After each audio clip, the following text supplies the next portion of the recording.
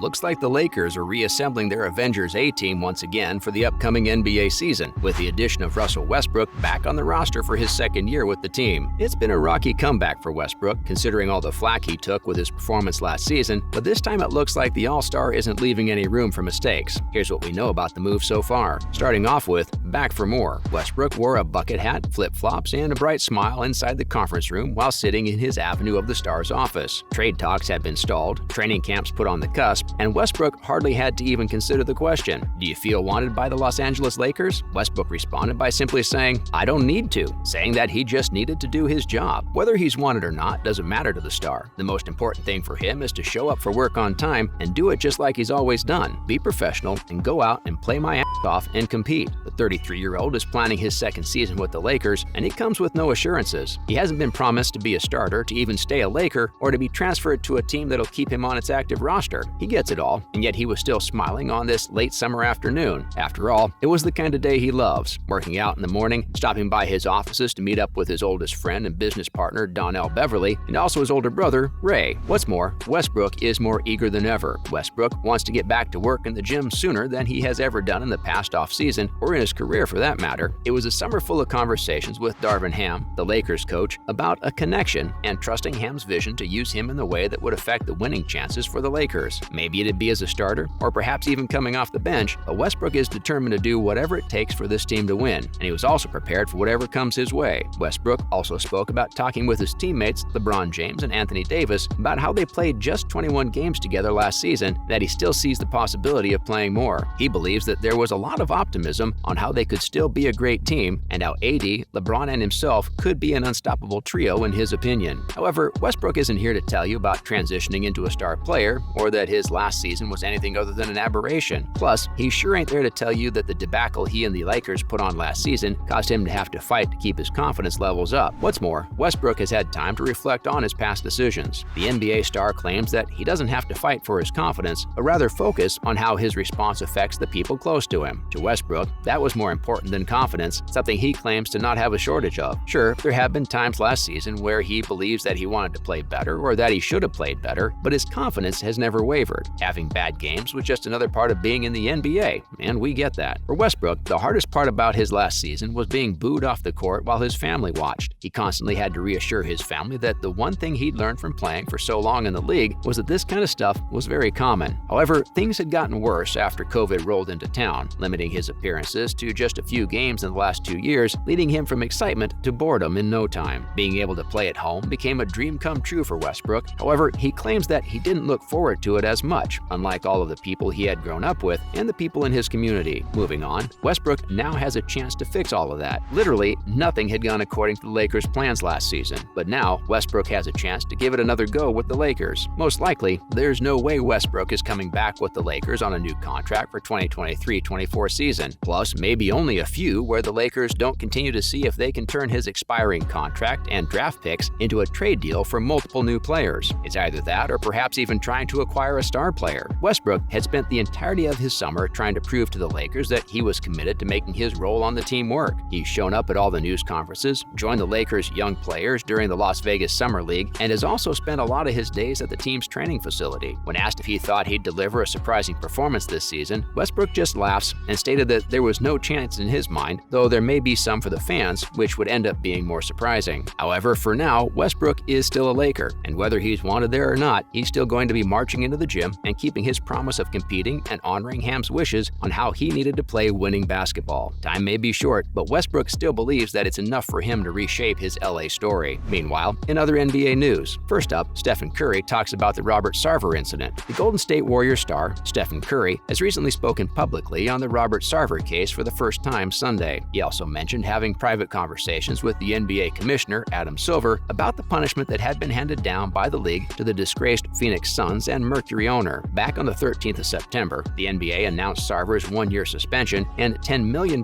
fine after an internal investigation revealed that he had used the N-word a minimum of 5 times while recounting the statements of others. He was also involved in cases of inappropriate conduct towards female employees, which included sex-related comments and inappropriate comments on the appearances of employees. The NBA had commissioned the investigation following an ESPN story back in November 2021 after detailed allegations of racism and misogyny during Sarver's 17 years as the owner had come to light. However, the NBA's announcement was met with backlash from the community and its players alike, as stars such as LeBron James, Chris Paul, and Draymond Green spoke out saying that the punishment given to Sarver wasn't severe enough. A little over a week after his suspension, Sarver announced that he was beginning the process of selling both the Suns and Mercury, a move that Curry believes was exactly what should have happened in the first place. He also commended James, Paul, and Green for using their platforms to speak out against Sarver and expressed his appreciation to Silver for talking to him about the incident. Next up, Giannis Antetokounmpo claims Stephen Curry is the best player in the NBA. For the Bucks star, the debate about who the best player in the NBA is was pretty simple. Antetokounmpo doesn't consider himself to be the best because his team had fallen short of winning last year's championship, and so he instead gave up the title to Golden State Warriors' Stephen Curry instead. Though he was named the #1 player on ESPN's NBA rank and could have easily claimed the top spot after the Bucks had won the 2021 NBA Finals, Antetokounmpo still acknowledged that Curry was one of the best players in the league. He also finished in third place in the NBA MVP voting after averaging 29.9 points, 11.6 rebounds, and 5.8 assists during the last season. And lastly, Suns' Jay Crowder skips training camp amid talks of trade. The veteran forward requested to not report to the Suns' training camp, to which the team agreed, as it continues to try and find a trade for him. Though the 32-year-old is heading into the final season of his contract, he was facing a diminishing role since the Suns were increasing playing time for Cameron Johnson. Crowder's scoring and shooting numbers have also dipped slightly since the last season, after he had been a key member of the team's 2021 finals. The defensive specialist had averaged a score of 9.4 points and 5.3 rebounds in 67 games last summer. Although the Suns have been in trade talks during the summer, they still haven't been able to find a deal. Previously, they had been in talks with the Utah Jazz over acquiring Bojan Bogdanovic before he ended up being traded to the Detroit Pistons last week. That's a wrap for this video. Do you think Westbrook can help the Lakers reach the top this season? Let us know in the comments below. Make sure to give this video a thumbs up and subscribe to our channel for more videos like this. See you in the next one.